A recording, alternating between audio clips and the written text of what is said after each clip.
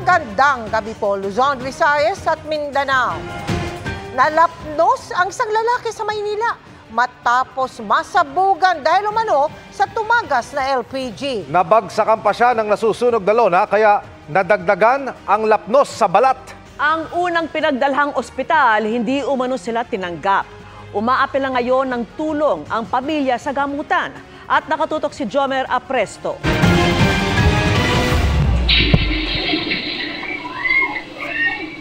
Hindi gaanong hagip sa CCTV pero matatanaw ang isang tao na tumatakbo habang nasusunog ang kanyang katawan. Sa barangay 871 sa Pandacan, Maynila, lapnos ang balat ng 41 anyos na si Anicete Benito matapos siyang masabugan ng LPG.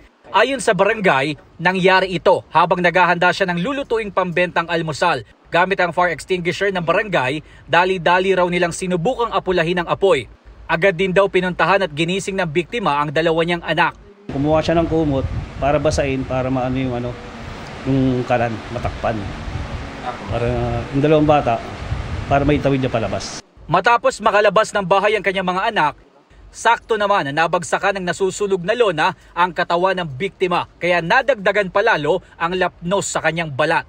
Pagkalusan ng lona, mano sa katawan niya. Kaya nakaubad kayo siya eh. Kaya ang bilis ng kapit ng ng lona sa kanya. Agad namang isinakay sa mobil ng barangay ang biktima papunta sa pagamutan. Pero sabi ng anak ng biktima, hindi agad tinanggap sa ospital ang kanyang tatay.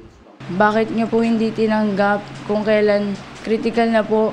Nakita niyo naman po yung kalagayan ng tatay ko noon. Hindi niyo man lang po binigyan ng first aid. Tinanggap naman ang biktima sa Philippine General Hospital at makalipas ang 11 oras na operasyon, stable na ang kanyang kondisyon pero kinailangang bendahan ang kanyang buong katawan.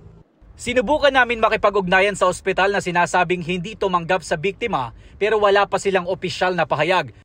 Base sa Republic Act 8344, maaaring patawan ng parusa o penalty ang isang ospital na hindi tumanggap o hindi nagbigay ng karampatang lunas sa isang pasyente sa emergency cases. Nananawagan naman ng tulong sa lokal na pamahalaan ng pamilya ng biktima para sa pambili niya ng mga gamot. Patuloy ang investigasyon sa sanhi ng pagsabog ng LPG. Para sa GMA Integrated News, Jomer Apresto, nakatutok 24 oras.